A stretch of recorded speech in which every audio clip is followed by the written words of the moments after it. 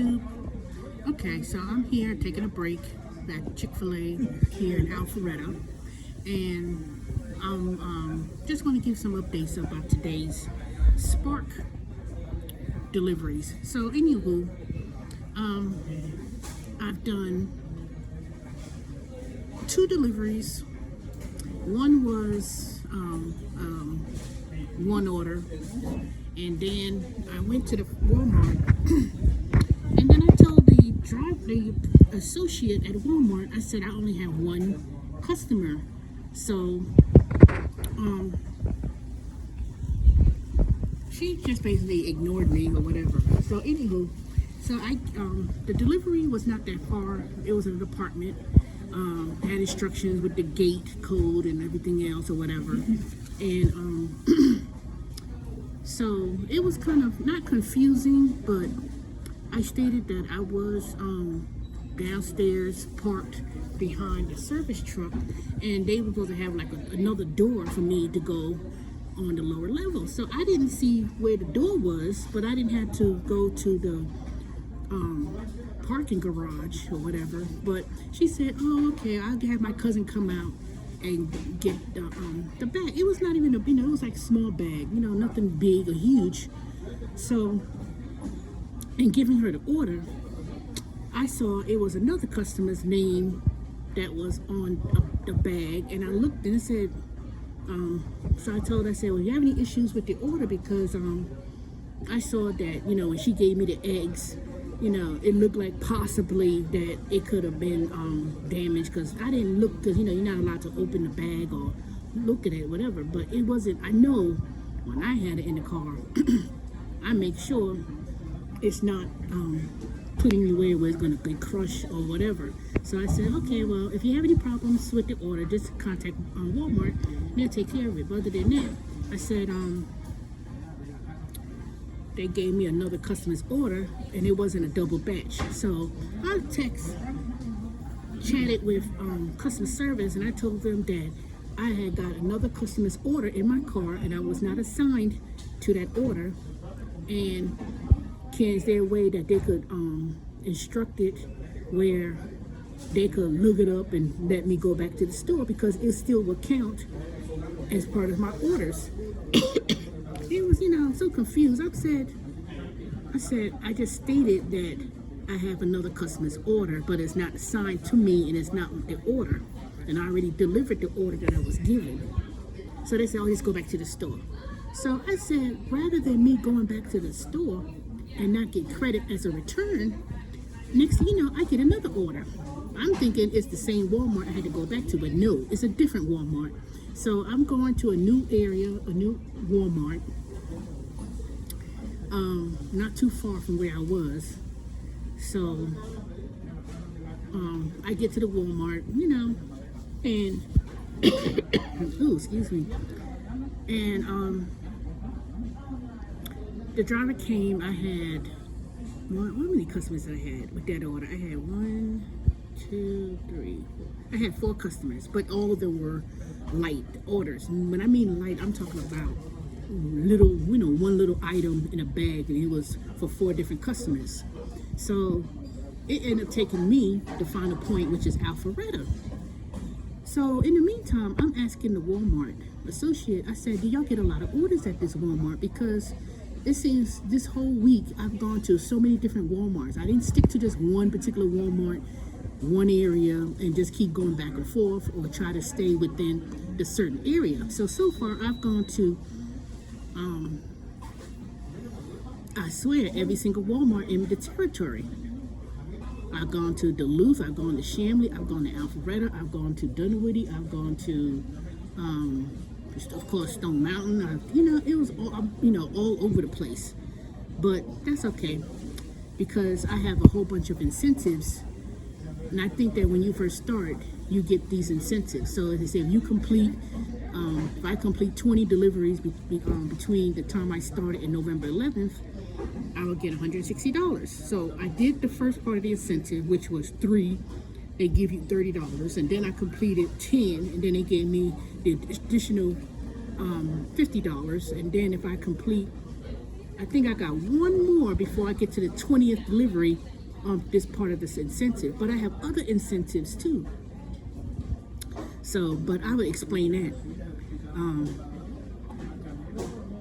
I'm explain that next week, Sunday or Monday. I'll give like a roundabout. But I did get my first paycheck with Spark, and they put it on this app called Branch, and you could get a debit card and you could get your money that way. So I was like, I don't want my money on no app, associated with some bank that I don't even bank with. But they said you could transfer money between your main account or whatever. So I haven't done that yet because I haven't decided what I'm gonna do. But anywho, so right now I'm taking a break. I'm going back towards I'm gonna go back towards home and probably turn the app on around 4-ish to see if I can get me some more.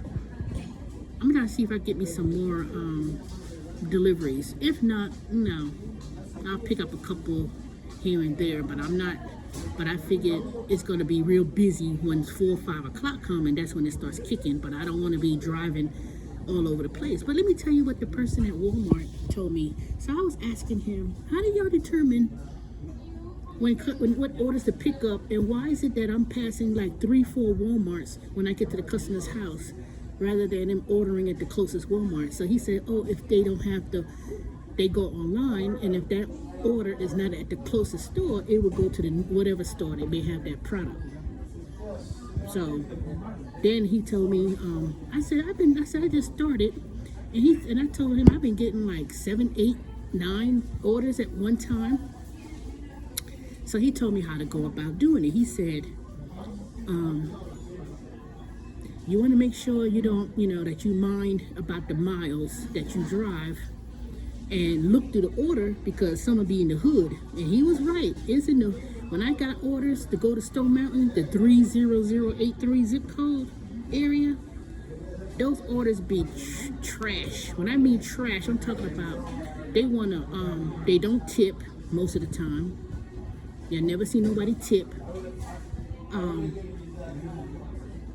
All the orders that be going in the hood, it'll be something, just like that bitch that ordered that 50 billion cases of great green beans and stuff at the restaurant and got an attitude about the when I delivered it. First of all, you didn't even have a cart. You gave me some little food cart to put all those boxes and items on there. I already told you about that situation. So I delivered it and said, let me go ahead and get this over with. Because, it was like 10 different customers, 9 different customers, but it's only considered one order. And it was like $48, $50 something. So he told me that it tends to be real busy in the hood when it comes to getting orders with Spark.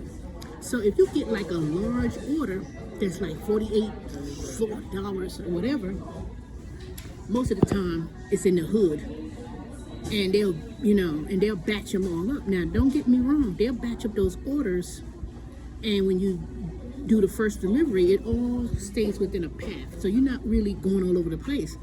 But I could be in Tucker one moment, and next thing you know, I could be in I could be in Tucker, and then I could end up being in Alpharetta. But sometimes, like that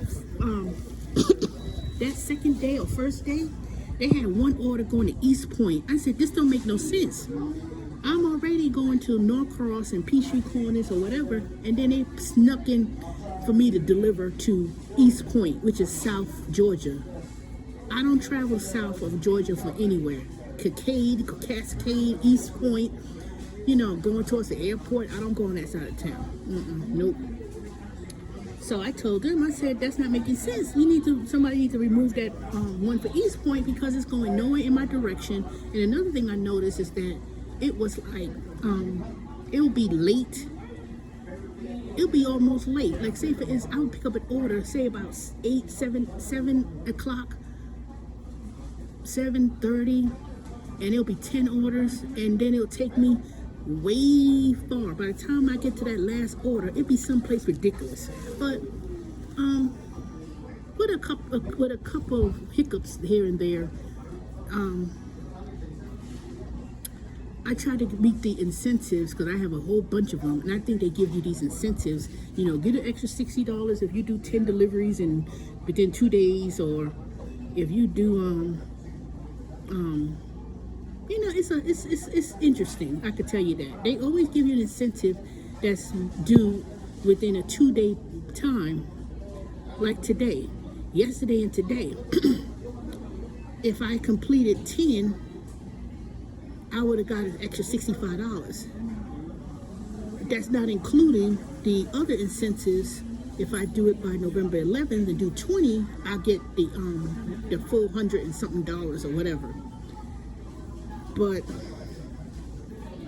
I've been putting a lot of miles on my car. But you know what? I'm not a person to complain about. Oh, I want to put miles on my car, da da da da.